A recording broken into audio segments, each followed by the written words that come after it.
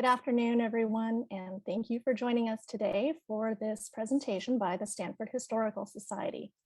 My name is Leslie Kim, and I am Vice President of the Historical Society, as well as co-chair of the program committee.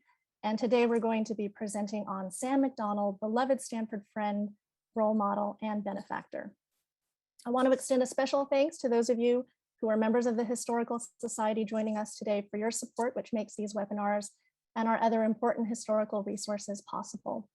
As our members know, the Society is an independent, volunteer-driven organization devoted to the scholarship and sharing of Stanford history.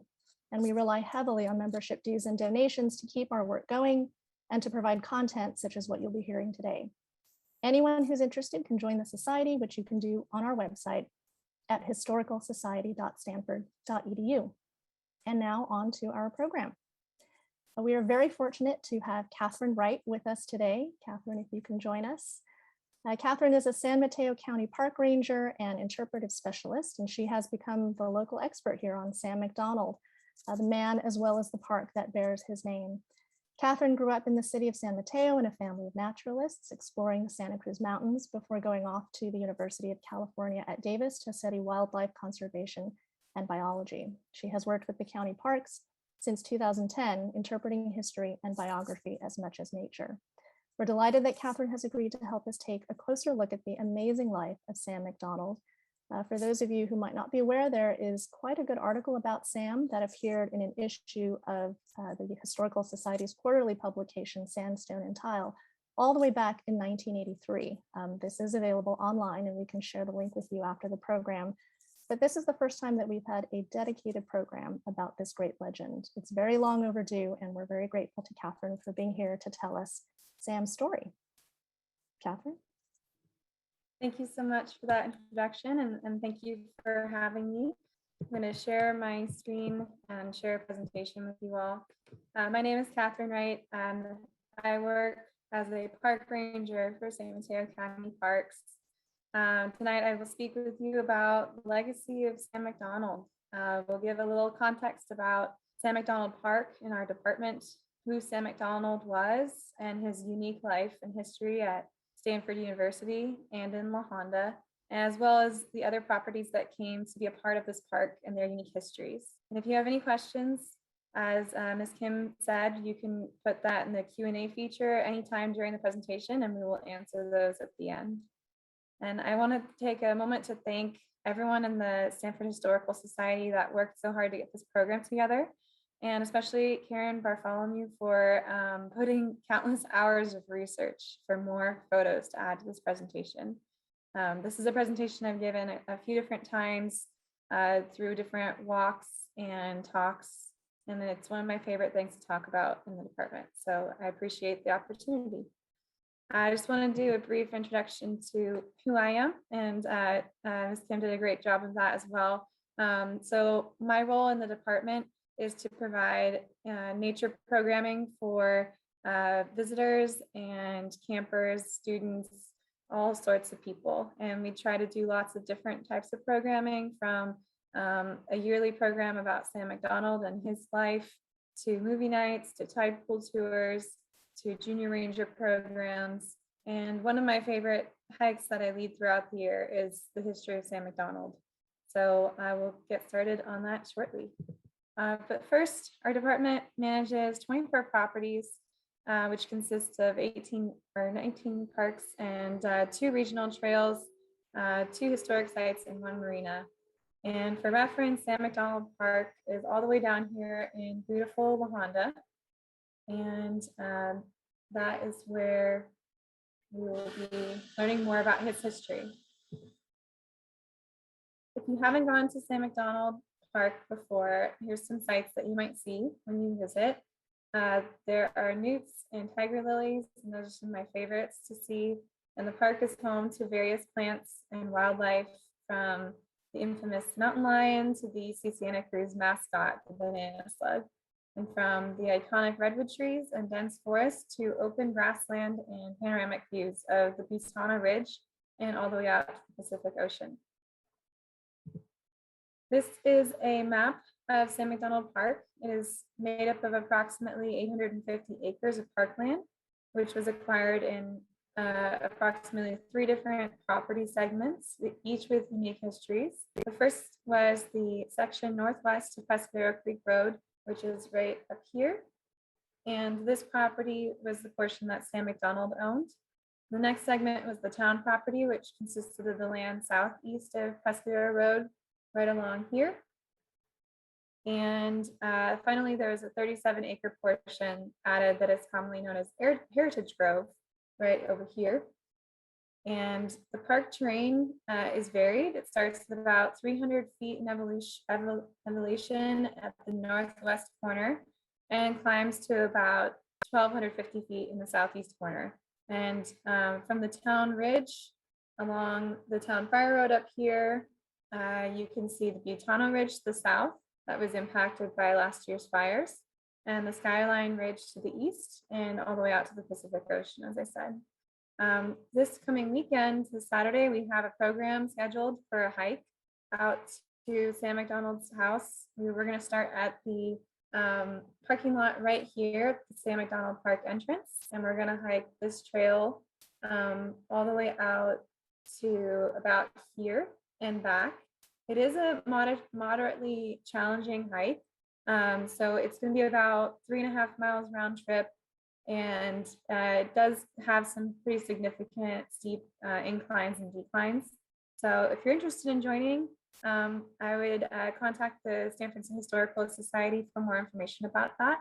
But we will be meeting there at 10 a.m. on Saturday, and there are some parking limits as well. The parking lot really probably only accommodates about 40 cars. We will pass out parking passes, so there's no need to worry about the day use fee. And we'll go on the hike and enjoy a prepackaged lunch as well. But today's focus of the presentation is about Sam McDonald himself, the man. So meet Sam, or Emanuel Bruce McDonald, as he was named at birth. Sam lived an extraordinary life with many accomplishments during his career and his life at Stanford University and beyond. He was born on January 1st, 1884 in Monroe, Louisiana. He was the fifth of 7 children. Sam's grandfather on his father's side was granted freedom by the young plantation owner who had inherited enslaved persons. Sam's grandfather befriended that former enslaver, which enabled his grandfather to learn how to read and write, which was usually denied to enslaved persons. The family's name came from the Scottish landowner of the plantation. Sam's father was a Methodist minister, and Sam's mother, Priscilla Wheatley, was born into slavery and wasn't freed until the conclusion of the Civil War in 1865, when she was 9 years old. Pictured here in the middle is Sam McDonald. On the left is his father, Peter Bird McDonald, and on the right is Sam's younger brother, Jesse, with Sam on the right in that right photo.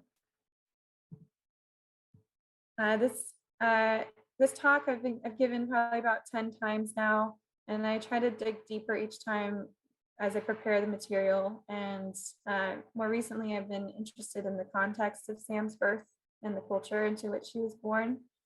As we recall, he was born in 1884, and in 1860, Louisiana was a leading slave state with 47% of the population enslaved. In 1865, when the 13th Amendment was passed, which abolished slavery, the South wasn't ready to accept those changes. There were many groups that were formed and used violence to intimidate African Americans and suppress Black voting and control their labor. Racial tensions and violence were high. There were approximately 21 lynchings of Black people in Louisiana in 1890, and that was surpassing the total for any state that year.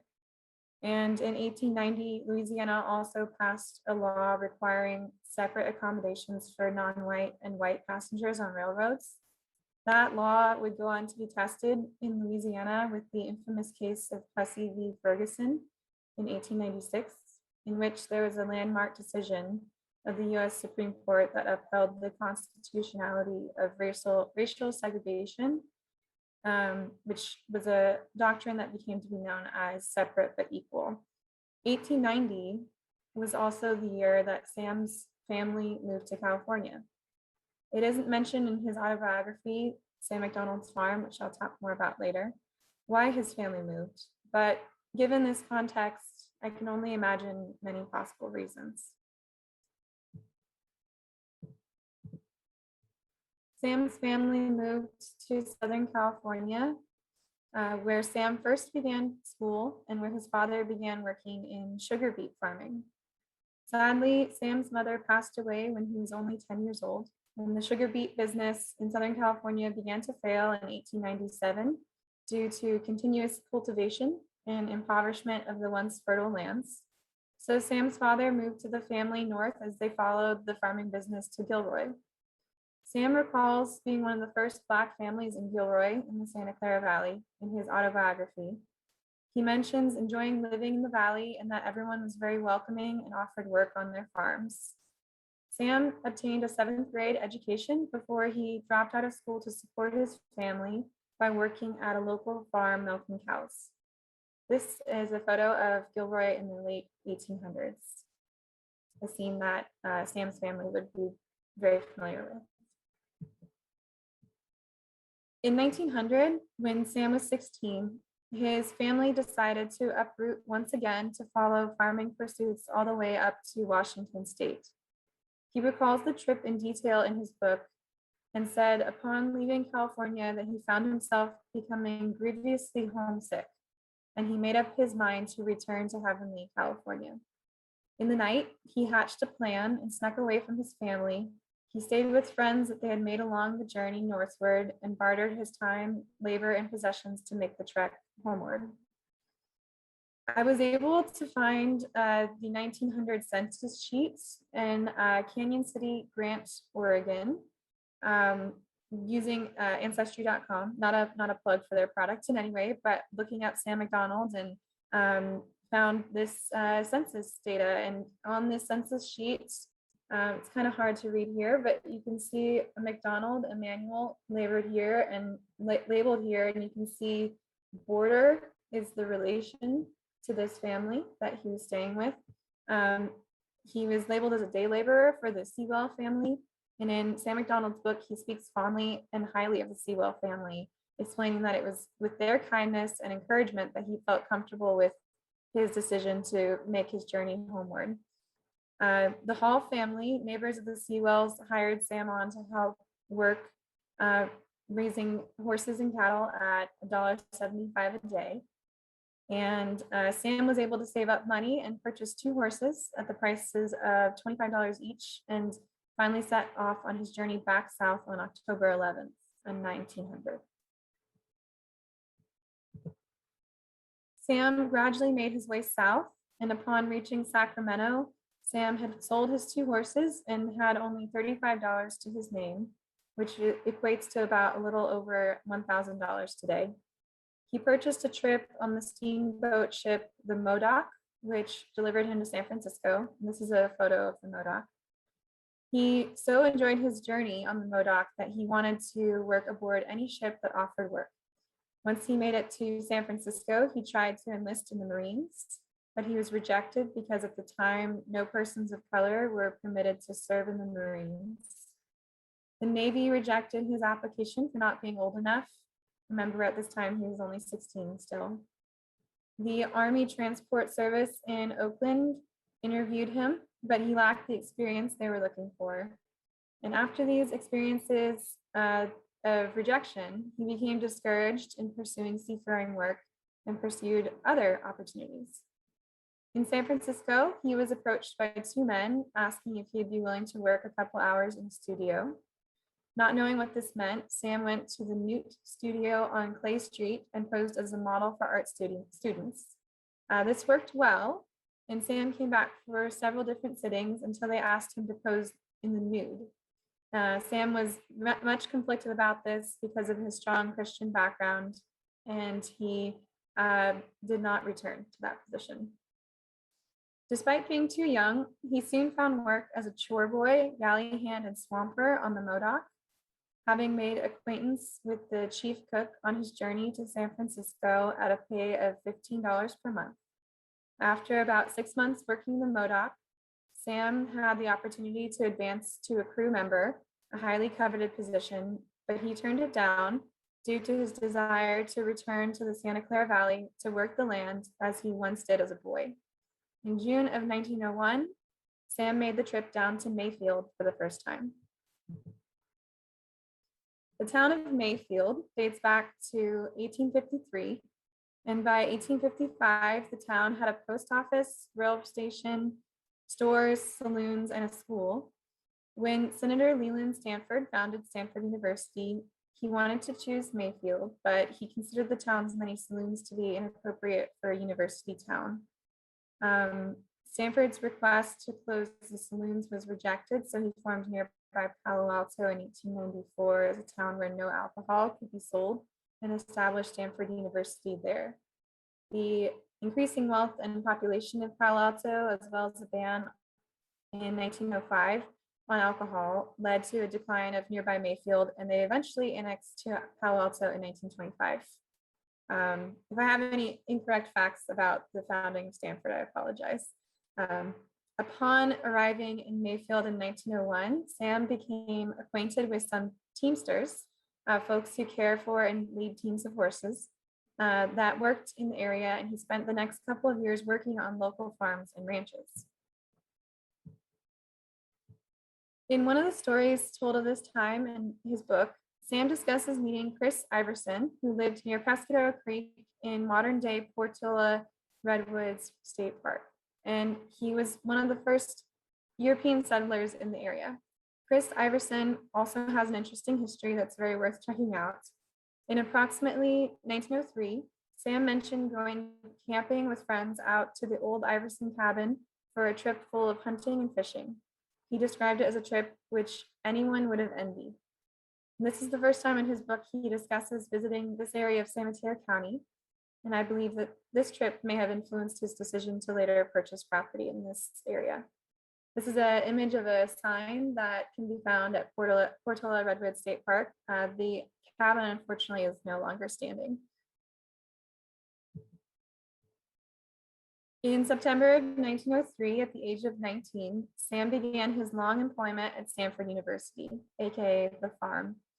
He was hired as a teamster to haul gravel from San Francisco Creek for the maintenance of campus roads. He was paid $1.25 for an 11-hour day. Sam was very friendly and kind and made acquaintances very quickly. He says his labor and attitude found favor with his supervisor at Stanford, and in less than a year, he became the straw boss or sub-foreman for the crew.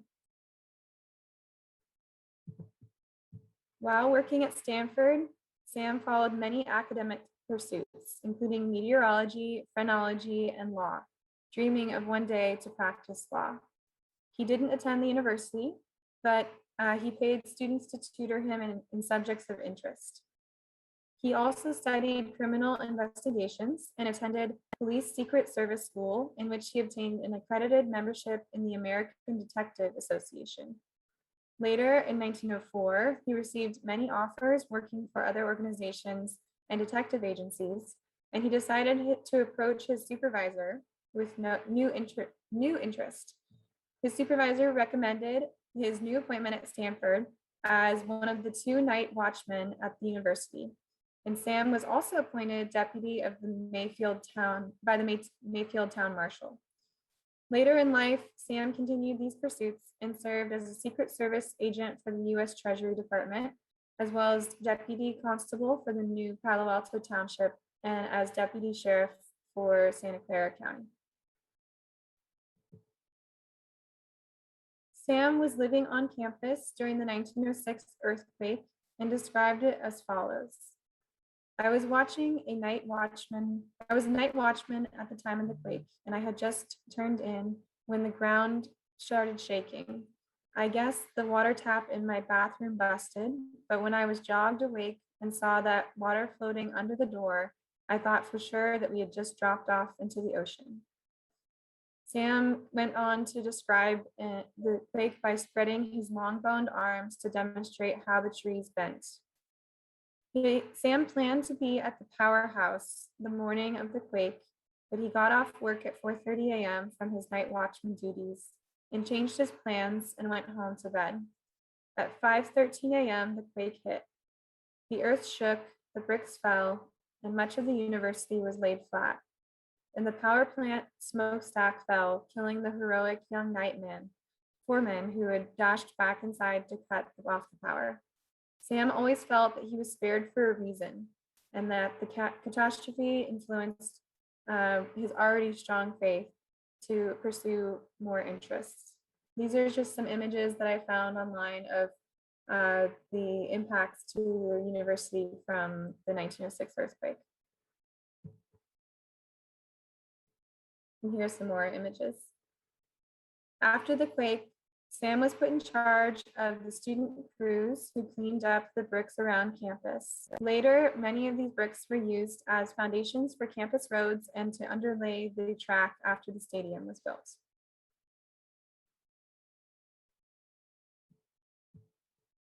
In 1907, Sam became the superintendent of athletic buildings and grounds, a position he kept until his retirement in 1954.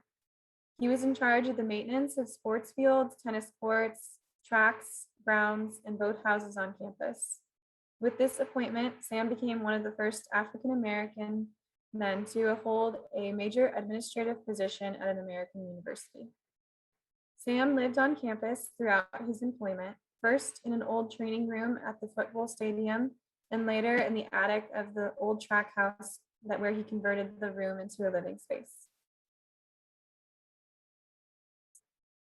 Here's a picture of Sam at Angell Field. In 1921, Stanford completed its new football stadium. Sam planted the new sturdy turf, but he also worked out a method of mowing alternative sections between yard stripes so they appeared to be planted with different types of grass, otherwise known as striped turfing.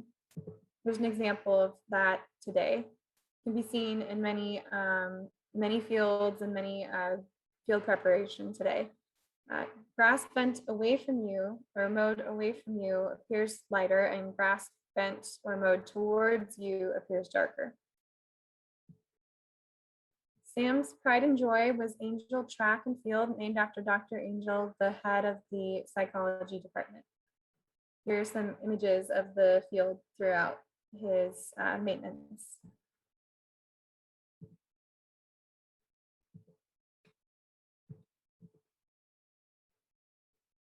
Here is a copy of the October 1938 Stanford Review featuring Sam and Al Masters. Al Masters was at Stanford University's athletic director for 38 years until he retired in August of 1963. And on the right is a sketch drawn by Susan Christensen of Sam McDonald, and this can be found in the second floor hallway at the Stanford Alumni Association.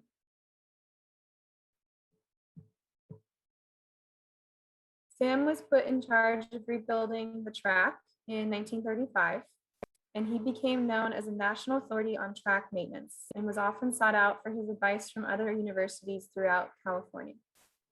Sam was also in charge of maintaining the grounds on campus, and he did so with the help of a herd of 400 sheep that he liked to refer to as his animated lawnmowers. He also ran a dairy of about 40 cows on campus, providing fresh milk for students and faculty alike.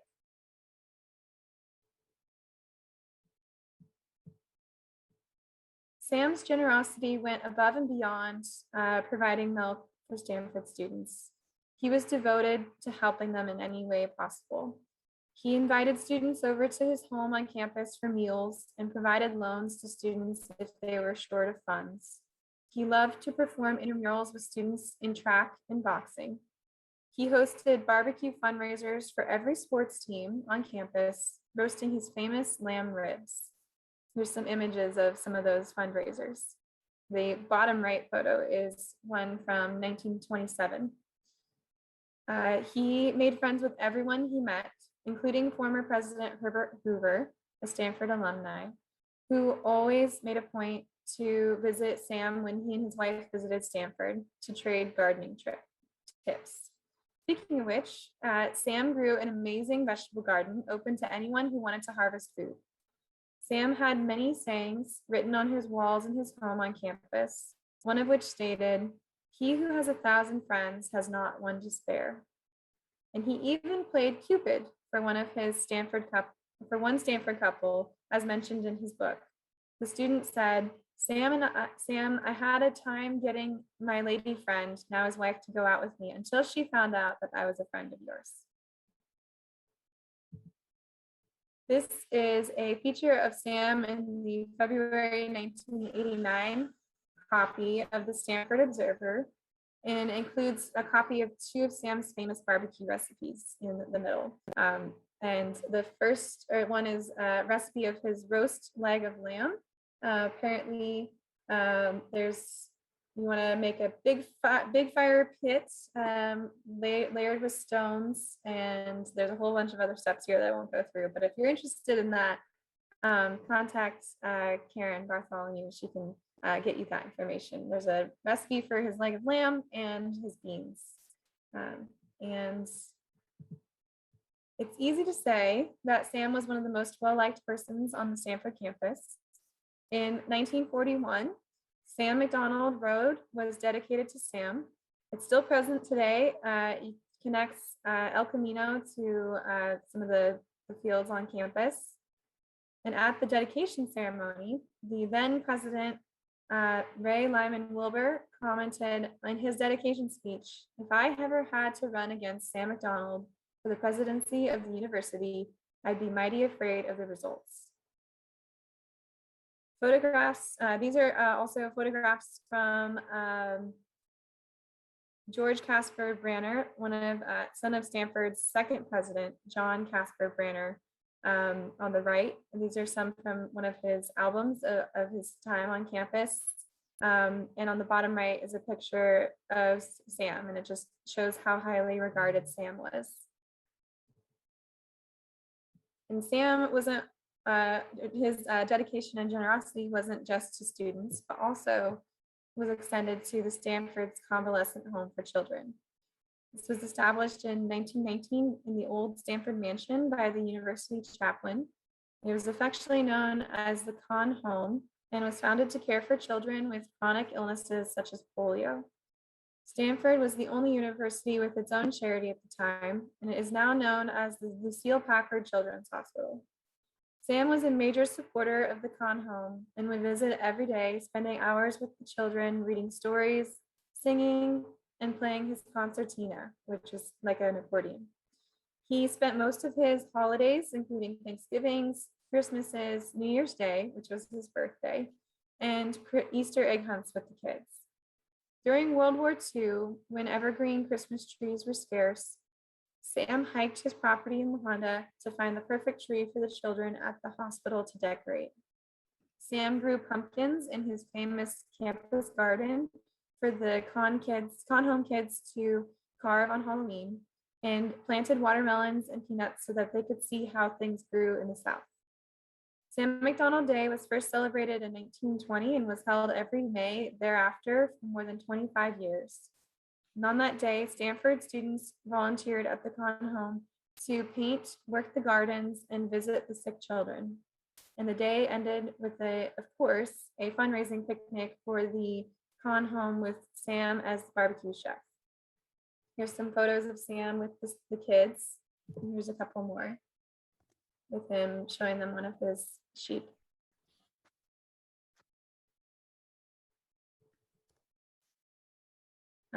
But that's most of what I have about Stanford University. I'm going to switch gears and now talk about his property in La Honda. Funnily enough, Sam recalls in his book one of his first trips to La Honda was to fetch grain when working for a farm in Mayfield. And he tells a tale of encountering a bear. And in his book, he says, "My only thought was to get out of there fast and never return, and now to think I there abide." In 1917, Sam acquired 430 acres of steep redwoods in Lahonda. That number is up to debate, but we're figuring it out. He built the home pictured in this photo, which has several bedrooms, a kitchen, bathroom, and living room, with a spacious porch overlooking Alpine Creek. And of course, his home is painted cardinal red, and you may notice the Stanford pennant hanging above the door in this photo. Sam is accredited with being one of the first known African Americans to own property in the Redwoods in California. He named his home Chichiwawa, meaning little squirrel in an Indian language. I'm not sure which language it comes from, but he states in his autobiography that he believes he was 1/8 Choctaw Indian, so perhaps it is their language. He built a small dam over Alpine Creek and created a small pool he called Moqui, after a Hopi princess of the Arizona tribe. He established the Lahonda Alpine Yatoya Reserve to afford asylum to all wild creatures. And despite the potential for great income, he refused to allow logging or hunting on his property. He has a quote here from his book: "I have journeyed there after my day's work that I might rest and work and meditate and pray in the seclusion of nature's sanctuary." Here is an image of the kitchen in Chichiwawa, circa 1927. It was kind of small, but it did the job for him. And here's a picture of Sam with his concertina. He often used his property as a quiet place to reflect and pray, but he also liked to entertain friends and family at his home. While he lived on Stanford campus the rest of his life, he visited this property most of his weekends and vacations. Neighbors in the nearby community of Lahonda recall him driving his iconic Ford Model A along Highway 84 through the early 1950s. Here, Sam is pictured playing his concertina at his home with some friends. He also loaned his house out for people to use as a place for a getaway or a vacation, or even a honeymoon in one circumstance for students on campus. Most of all, Sam admired the redwoods, the lords of the forest, as he called them. Sam was a devoutly religious man, and these giant trees inspired his loftiest thoughts and loftiest flights of language. He also called them a grand aggregation of lords.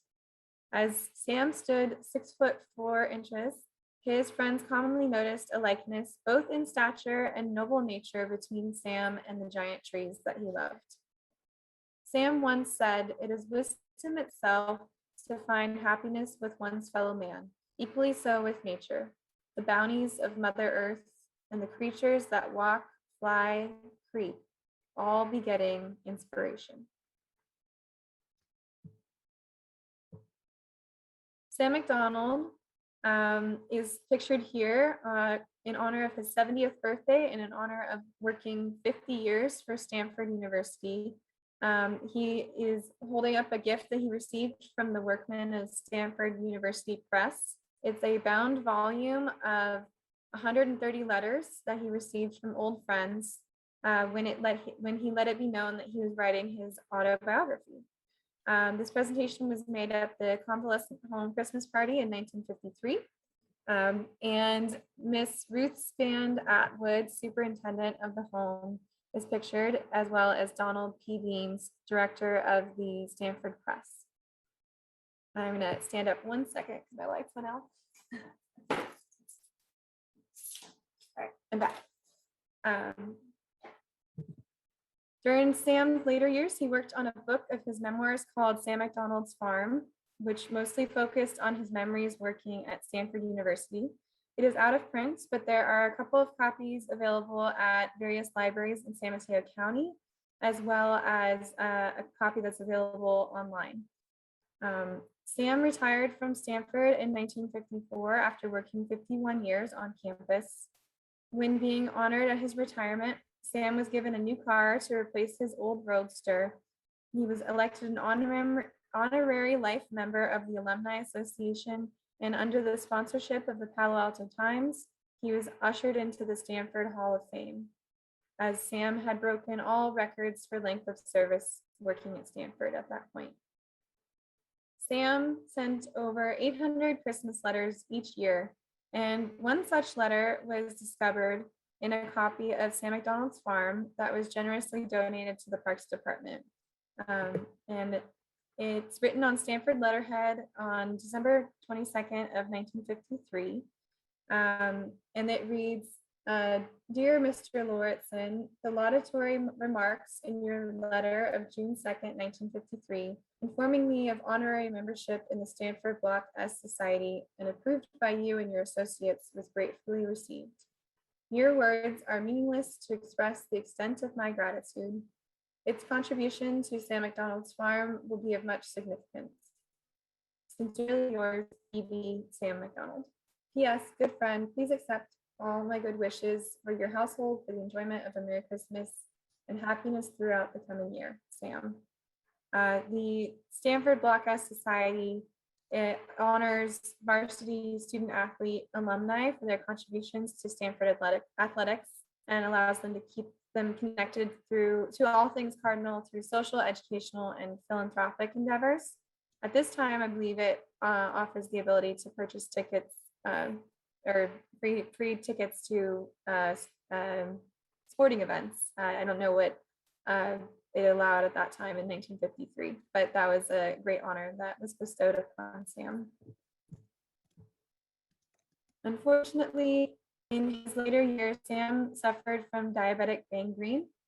He went into the hospital in August of 1955, where it was found that he was suffering from a diabetic condition that cost him both of his legs, and he had to have both of them amputated. He recovered for 5 months in the hospital, during which time he was visited by hundreds of people. After 5 months in the hospital, he came back to the track house at Angell Field where he lived, and it had been remodeled with accessible accommodations for his wheelchair. At that time, he was planning to write another book, beginning after the Sam McDonald's Farm book had finished.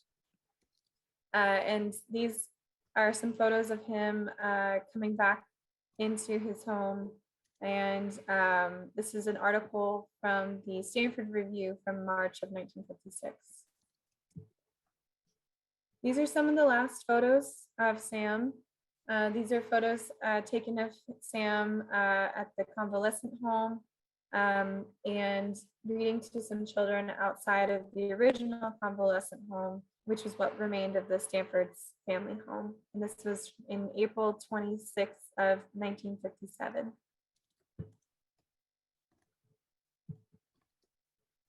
Sam passed away in November of 1957, and he bequeathed his home and property in La Honda to the Kahn home. It was then sold to San Mateo County for use as a park. It was Sam's wish that the land be used for young people, and the land was dedicated as a park in 1970. Few people were better loved on the Stanford campus than Sam McDonald. He attended every big game for 50 years. And he passed away just a few weeks before the big game the year he passed away. And at halftime, instead of forming the traditional battle acts, the Stanford marching band grouped in the letters of S-A-M and played the Stanford hymn in his honor. And then a Stanford card spelled out in memory of Sam. In connecting back to the context in which Sam was born, I just wanted to state that it wasn't until 1954 that Thurgood Marshall brought the landmark case Board versus Brown of Education before the Board of Education before the U.S. Supreme Court. And in its pivotal 1954 decision, the Supreme Court unanimously overturned the 1896 Plessy versus Ferguson decision, mandating that separate but equal was unconstitutional. Almost Sam's entire life, the Supreme Court had found separate accommodations to be considered equal for persons of color and white persons. And it wasn't until after Sam's passing that the heart of the civil rights movement began. I just mentioned these things in context of his life because he did so much to support everyone at Stanford campus. And it's just interesting to understand all that in the context, the greater context. The walls of his home at Stanford and in La Honda were covered with pictures of his many friends, the generations of family of children he had held with babies of their own. And he also had mottos and quotes written on them. Here's some of the favorite quotes I loved. Remember people on your way up, as you will meet the same people on your way down. May your blessings be as numerous as the sands in the sea. And he that does good for good's sake seeks neither praise nor reward, but he is sure of both in the end. William Penn. I can't think of a statement that doesn't better define Sam than that last one. Sam didn't get married and didn't have any children of his own, but in May 2015, I had the honor of meeting Sam McDonald's grandniece, Leanna Brunson McLean, and her family, and showed her around the property with my coworkers. Leanna is pictured third from the right, and she shared many of her childhood memories and photos of visiting Uncle Man, as she called him, at his home, Chihuahua. Leanna and her family visited from Indiana, and it was the first visit from any of McDonald's relatives in recent years. To the right is a photo of Sam McDonald with Leanna's brother at Sam McDonald Road at Stanford University. The house is currently in disrepair after flooding that occurred in the 1998 El Nino storms. And we are hoping to restore it to some former glory and to inspire others about Sam McDonald's life and legacy at some point in the future. So I'm got a few other slides and then we'll jump into questions. I just quickly want to cover the other pieces of property that are at Sam McDonald Park that make this all this protected land possible. The town ranch. This is a photo for the last roundup for the branding of Kendall Bartley Pete Town's cattle in 1968. It was sold and became a part of Sam McDonald Park in 1970s, and it is now part of the park that includes the Jack Brook Horse Camp along Town Fire Road and Town Ridge. Sam mentions Pete Town in his book and recalls him as a good neighbor, and also mentions affection for Pete's grandfather, who was also known Pete and was a longtime resident of Mayfield when Sam served as a deputy marshal. And this is Heritage Grove, which was a section of the park that was almost logged in 1974, but it was saved when a local named Grace Ann Radwell waged a campaign to save it. Like Sam, Grace had a special appreciation for the area. And one day she noticed blue slashes of paint on the bark of the largest trees in the grove, indicating that they were scheduled for cutting. She formed a citizens group to stop the destruction and enlisted the support of 26 environmental organizations. She said, for a year, I did nothing but sleep, eat, and save trees. Before the drive was over, they raised $80,000 for the 37-acre parcel. And on July 5th, 1974, the San Mateo County Board of Supervisors put up the remainder of the money to purchase the property to save the trees.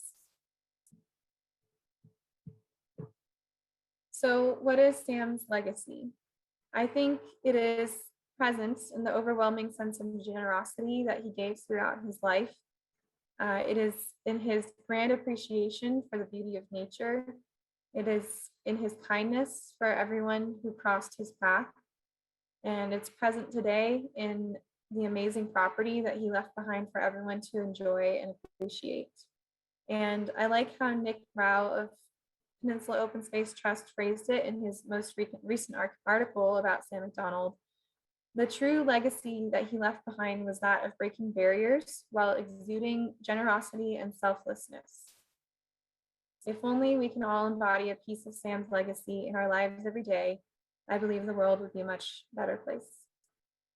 So thank you to the Stanford Historical Society for hosting this webinar, and thank you all for joining to learn more about his life and legacy. And I hope that some of you can join us this Saturday or if you can't join us this Saturday, that you can come and visit the park at some point in time. And I'm available for any questions that you might have.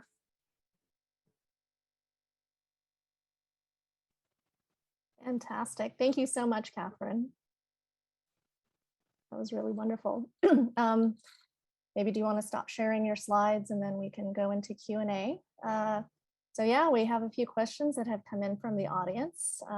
First of all, really just what a remarkable man that was. Thank you for giving us all of that background and history on him. It's personally, as a Stanford alum, I didn't know anything about Sam.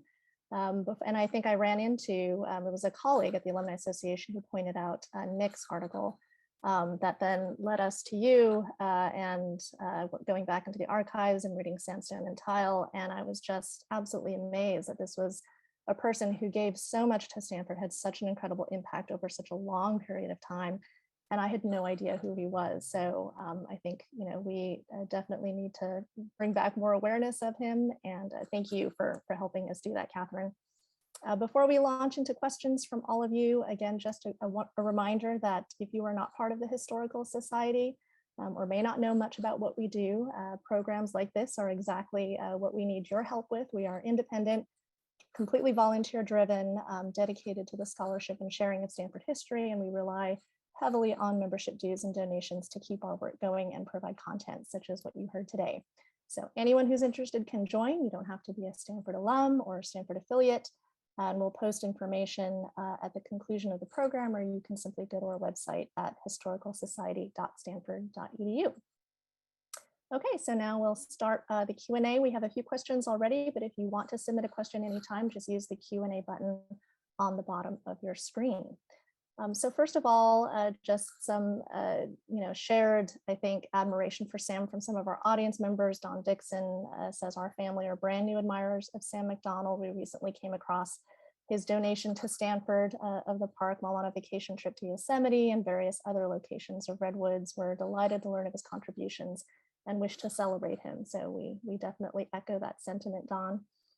One person just asked a very simple question because they couldn't hear what you said. What year was he born again, Catherine? It was 1884. 1884, great. And then some kind of general information about the park.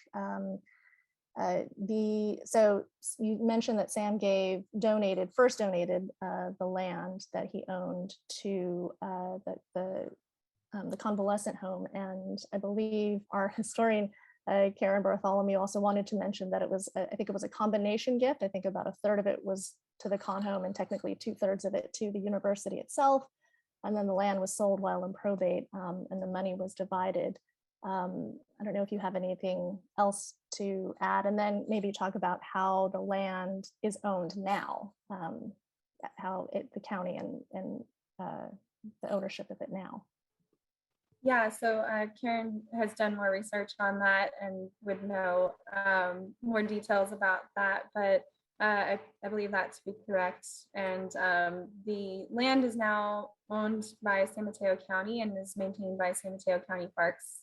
We have a variety of facilities on the property, including lots of hiking trails, picnic areas, group camping sites, a horse camp, and there's a cabin run by the Sierra Club that you can go hike to, a hiker's hut, and you can stay there overnight. So there's a few different facilities present on the site of the site that the part of the park that Sam owned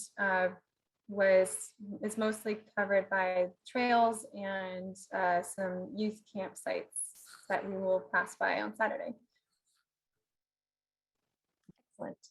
And one person asks, were there, given the context, as you mentioned, of the time that he lived in, were there any restrictions on him as a Black man in purchasing property in La Honda at that time that you're aware of?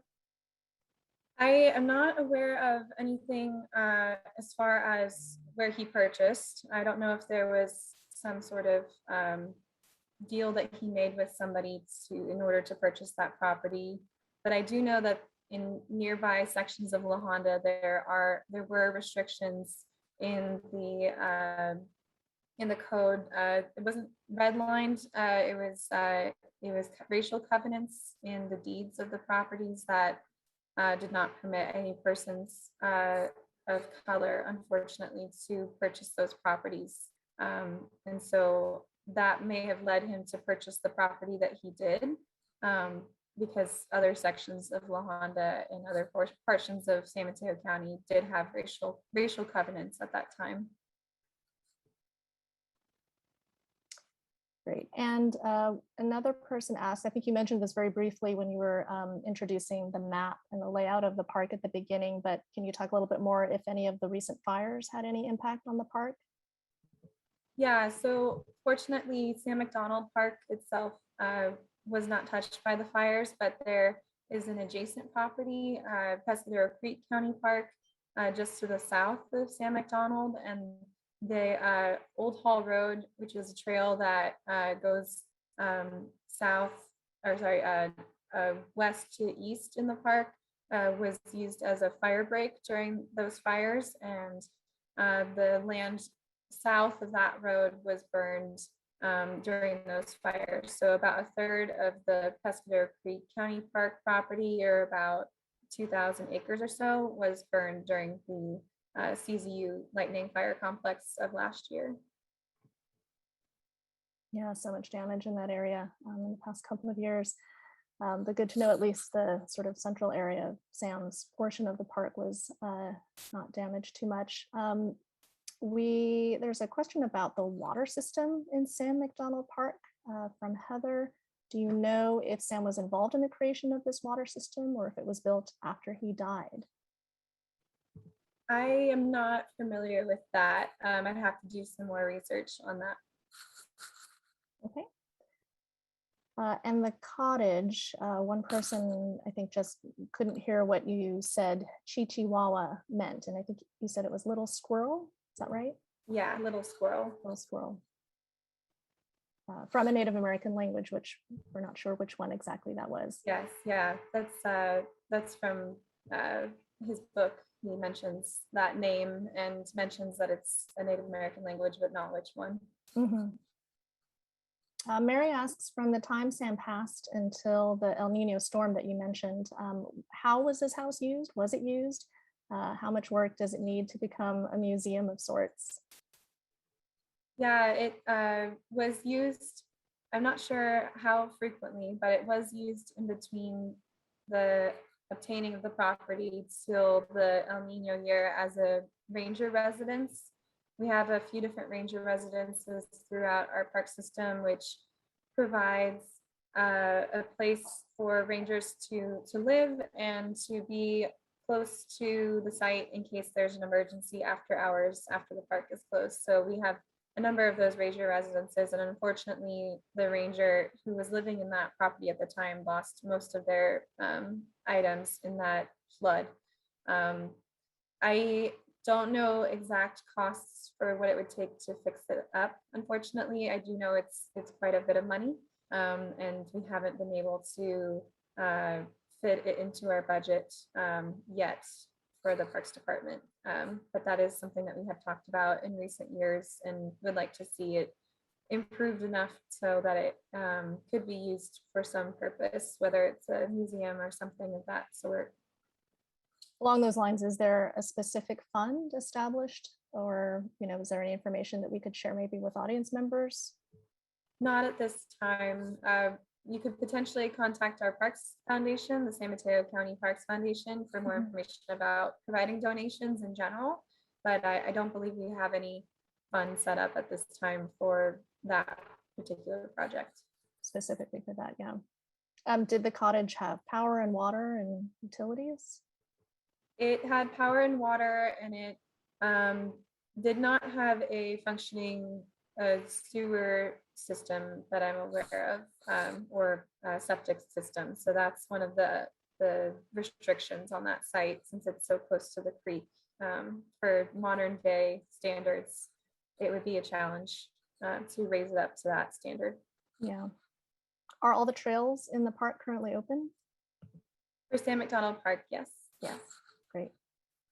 Let's see. Someone asks, where did Sam get the money to buy 430 acres? Well, at the time it was a lot cheaper than now, but he also lived on campus and saved up his money from what I understand. So he probably didn't have very many costs in his day-to-day life. But I don't know, I haven't read anything, or it's not really said in the book beyond just that he had saved the money to purchase the property. So it doesn't say any other, possible income sources other than working at Stanford. Another attendee kind of remarks similar to, I think, what you were speaking about towards the end of your program about how his life, really coincided with a period of American history in which people of color were not afforded access to public spaces or certain jobs or property rights. What do you think allowed Sam to flourish at Stanford and in the Bay Area as he did? That's a really great question. I think he was just an extraordinary gentleman. He's very kind and hardworking. I don't know. I'm sure he experienced a fair amount of discrimination in his life. He doesn't speak much to that in his book. Perhaps it's something that he didn't want to remember. I don't know, but I think he did still probably experience a fair amount of discrimination, but it's not reported. And I think it just speaks to how persistent he was at wanting to achieve an education, even after, stopping a formal education in 7th grade. He, continued his pursuits. He wrote his book. He, studied to become, a Secret Service agent and all those other accommodations and things that he had achieved throughout his life. So I think he was just very persistent in achieving what he wanted to. Absolutely, he would have had to have been, yeah, for sure. And probably was pretty discreet about, any challenges that he did face, which I'm sure there were many. Someone is wondering specifically about the location of the track house. So I think it is now, so for people who are visiting the modern day campus, it was called the track house up until I think about maybe 10 years ago. And then it was turned into the visitor center. So I believe that is, yeah, the same. I mean, they did some renovation work to it. So it's obviously not in anywhere near the state that it would have been when Sam lived there. But to my understanding, that is the same location. Is that correct, Catherine? I'm not super familiar with the campus, unfortunately. Yeah, so, yeah, I'm pretty sure it is. And so the visitor center, which used to be called the track house, is just kitty corner from the alumni center. So those of you that have been to the Alumni Association, at the corner of Galvez and Campus Drive, you would have just seen right across the way where Sam lived for quite a while when he was on campus. Do you know, Catherine, and this might be a question for Karen, if the book of letters that he was presented in conjunction with when he was writing his memoirs, if those letters are available for viewing either in the archives or anywhere else? I am not familiar with that. I only have 2 copies of his book, the Sam McDonald's Farm. I would defer to Karen on that question. Karen, if you hear us and you want to chime in, feel free. Okay, I'll chime in. I've never heard that book of letters still exists, so I'm sorry about that, but that's something we'll do some more searching for. The track house, I believe, is the same location because it was adjacent to Angell Field, and that's still there. Sam, I thought it was worth noting that he also made loans to students. I can't remember, Catherine, if you mentioned that, but he did. He was very frugal. He saved his money, and he made loans to students and went out and bought property in La Honda. Also, like President Ray Lyman Wilbur and other very high-level people at Stanford, and down to and including students, would would travel up to his house for these big barbecues that he would do up there. And when you drive there, you'll say, my God, must have taken those people an hour one way. As you can imagine, the roads were much less good than they are now. So anyway, those were just a few comments I had. Fantastic. Thank you for pitching that in, Karen, and coming to bat for us on the fly. We do have a question about where the nickname Sam came from. And actually, I mean, if you know the answer to this, Catherine, you can go ahead and answer it. I do have an answer from one of our little worker bees. If you don't, but you might know. I don't, I mean, other than just it being a short for his given name, Emanuel, but that's all I have gleaned. Yeah, it sounds like according to his memoir, it was one of his early employers, David Beam, who couldn't pronounce Emanuel, which doesn't seem like a difficult name to pronounce, but he called him Sam. And so I guess the name stuck. And but earlier in his career before Stanford, he was called Manuel, or Manuel, maybe, as people in the region were familiar with his Portuguese name. And so he used that until he came to Stanford, and I guess was known as Sam ever since. Okay. Do you know if Sam had room and board as part of his employment at Stanford, and was Sam ever able to achieve a college degree? I am not aware of his arrangement of his employment and his salary and benefits while working for the campus. And I don't think he ever attained a college degree from Stanford, but I don't know if he attained a similar similar degree from a different college or university or anywhere else. Yeah, I'm pretty sure I remember reading that he had not, that he felt, I think he was surrounded by living at a university, probably surrounded by people, that he sort of absorbed it virtually. Is there any information, do you know, whether he reconnected with his family, like his brother or father, while he was alive? As far as I understand, from visiting with his niece, his grandniece, he never did reconnect with his father while his father was alive. He did connect with his one of his brothers, as that's the family that visited him when they were younger, and I got to meet that family more recently in 2015 and learn more of his history. But he never had a family of his own and was never married. I'm not sure of the reason why, but he spent that time instead with the kids at the con home, and dedicated his life to being extremely generous to all those on campus. Maybe he thought of Stanford as his family in that sense instead. Do you know if he had a mentor at Stanford? I don't. From reading the book, full disclosure, I haven't read the whole book, but from reading the parts of the book that I have read, he gained employment, and then had supervisors through over the years, but I haven't read all the Stanford sections to learn if he had a mentor during his time there. Karen, I don't suppose you know the answer to that? No, I don't. Sorry. One person, Deborah, asked if anyone knows the date, like the actual day that Sam McDonald Day at the con home was.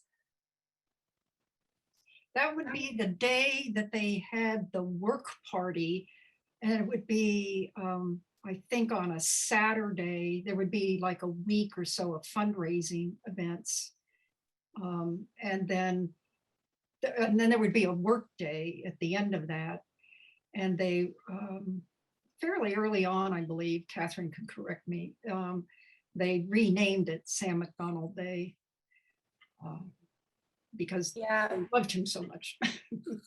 from my understanding, it was first con home day, as Karen said, and I don't know if there was like a particular time of the year that it was held each year, or if it was always like in May or what, but it did quickly become known as Sam McDonald Day because of his dedication to the kids at the con home. So that's all I know about it. I suppose they could do some more research to learn if it was held on like the third Saturday of May or something like that. Yeah, I'm not aware that it was a specific date like that, but I think it generally was in the spring and in May, but it might have been in October at some point. So they may have moved it around. Great. Let's see, we just have a couple more. From what you can gather, either Catherine or Karen, did Sam engage in sort of opening opportunities for other people of color at Stanford? Was he outspoken at all about discriminatory practices that might have been in place around, the time that he was working, for example, internment of Japanese Americans during World War II? I haven't seen anything about that in any of the articles that I've read about him or in his book, in the sections that I have read about in the book. He does mention during the Great Depression that his he had the dairy that he ran with cows. He had his garden that students were able to take food from if they needed, and other things. So when the country was struggling as a whole during the Great Depression, he had those resources available for all students, as well as giving funding for students that were short of funds that needed help with tuition or anything of that nature. So that's what I know about his experience, and maybe someone else can speak more to that. I'm afraid I can't add anything. Maybe Jonathan can, because he just finished reading the book cover to cover. Okay, well, the last question is very easy, and actually I can answer it, which is we have folks that would love to get a copy of Sam's recipes. So that's something that we can definitely share with people in a follow-up email. So, stay tuned for that. And yeah, is there anything you want to add, Catherine, in closing? Yeah, I really appreciate the opportunity to speak with you all just once again, and I appreciate the opportunity from the Stanford Historical Society to put this together, as well as the Saturdays program. And I look forward to seeing you all this weekend that can come out. And if you can't make it this weekend, I hope you do get a chance to visit the property at some point in the future.